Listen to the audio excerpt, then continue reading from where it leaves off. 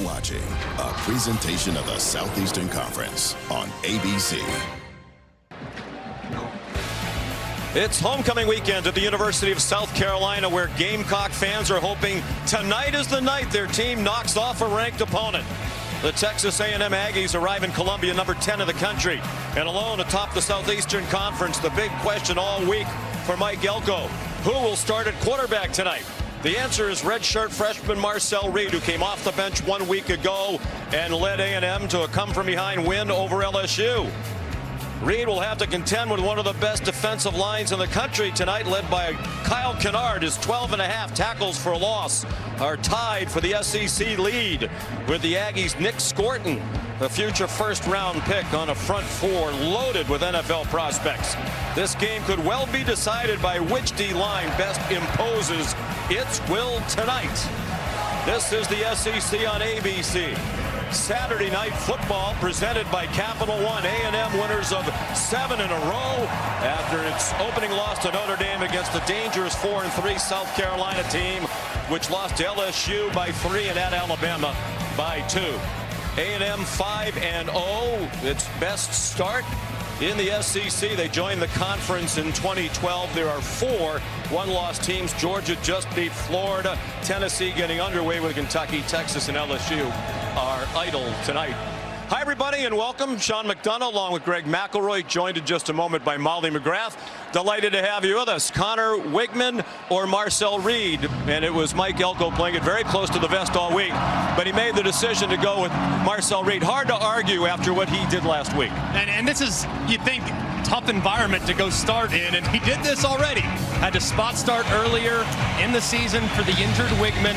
Well, this is not a spot start. Wigman has been sidelined due to really poor play last week.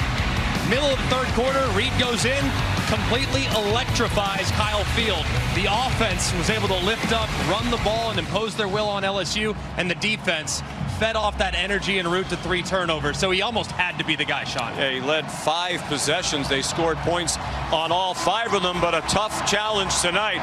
A lot of debate all week long about which defensive front is the best in this game tonight. They're both terrific. Yeah, pick one. Either one. There's no wrong answer. A&M, Nick Scorton, Shamar Stewart, they'll be going against an offensive line that's given up 32 sacks and a young quarterback in Lenora Sellers that is a little bit slow to get rid of the football. And then on the other side, South Carolina and Dylan Stewart and Kyle Kennard. Stewart, the true freshman, totally disruptive, and Kennard, what a veteran presence he's provided on the end of the line of scrimmage. Sellout crowd, more than 77,000 on hand here at Williams-Brice Stadium. A&M and South Carolina, the opening kickoff in just a moment. The Nissan pregame drive is next, after this message and a word from our ABC stations.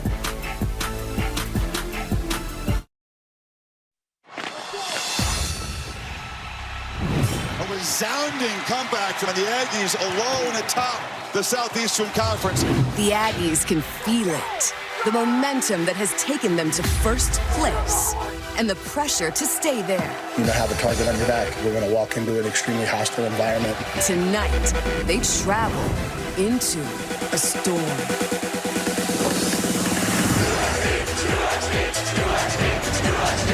There's nothing like a night game at Williams-Brice Stadium. You've got to be ready to match the intensity. Kick the door down, and we announce what Texas A&M football is all about. A&M just keeps rolling. They are flying around right now. Not to be denied. South Carolina's got everything working.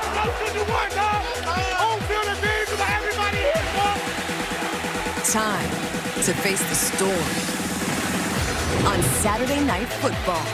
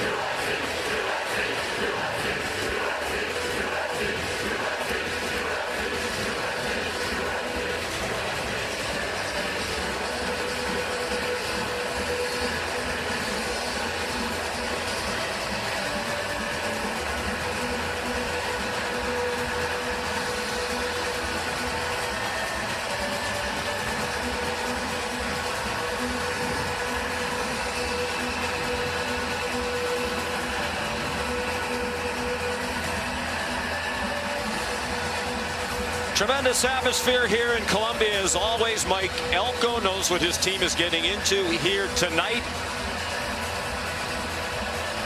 A&M won the toss and deferred, so Jared Zirkle kicks off for the Aggies, and it's a touchback over the head of Juju McDowell. Here's Molly.